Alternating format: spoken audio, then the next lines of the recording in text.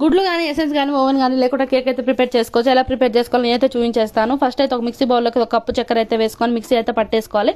పట్టేసుకున్న తర్వాత ఒక బౌల్లోకి అయితే మనం మిక్స్ చేసుకున్న షుగర్ పౌడర్ని అయితే వేసుకొని ఒక పావు కప్పు ఆయిల్, హాఫ్ కప్ పెరుగు అయితే వేసుకొని మీరు బాగా కలుపుకోవాలి. ఇలా విస్కర్తోనైతే కలుపుకోవాలి. విస్కర్ లేని వాళ్ళు అయితే గరిటతోనైతే కలుపుకోవచ్చు. ఇలా నురద వచ్చే టైంలో ఈ కన్సిస్టెన్సీలో అయితే రావాలి.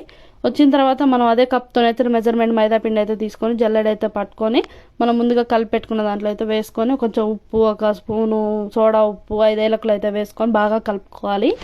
ఇలా కట్ అండ్ ఫోల్ మెథడ్లో అయితే కలుపుకోవాలి. బాగా ఇలా కలుపుకునే టైంలో పిండి అయితే గట్టిపడినప్పుడు కొంచెం పావు కప్పు మిల్క్ అయితే కొంచెం యాడ్ చేసుకుంటే అయితే బాగా ఒక పావు గంట సేపు కలపాలి. కలిపిన తర్వాత ఈ కన్సిస్టెన్సీలో అయితే వచ్చింది పిండి. తర్వాతకి 20 టూటీ ఫ్రూటీస్ అయితే యాడ్ యాడ్ చేసుకోవచ్చు, లేకపోతే లేదు.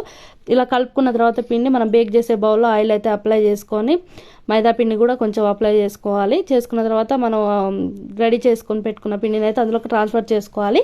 బేకింగ్ బౌల్స్ లేకపోతే మీరు అల్యూమినియం పాత్ర కూడా వాడొచ్చు.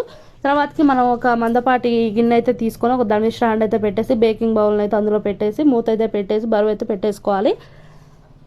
పెట్టేసుకున్న తర్వాత ఒక పావు గంట తర్వాత చూస్తే ఇక కేక్ అయితే మనకు అవుతున్నట్టు అయితే తెలుస్తుంది. తర్వాత 45 మినిట్స్ తర్వాత కేక్ అయితే అయిపోద్ది. ఇలా మన స్పూన్ కానీ షాక్ కానీ పెట్టి చూస్తే తెలుస్తుంది. పిండి అంటకపోతే కేక్ అయితే రెడీ అయిపోయినట్టు.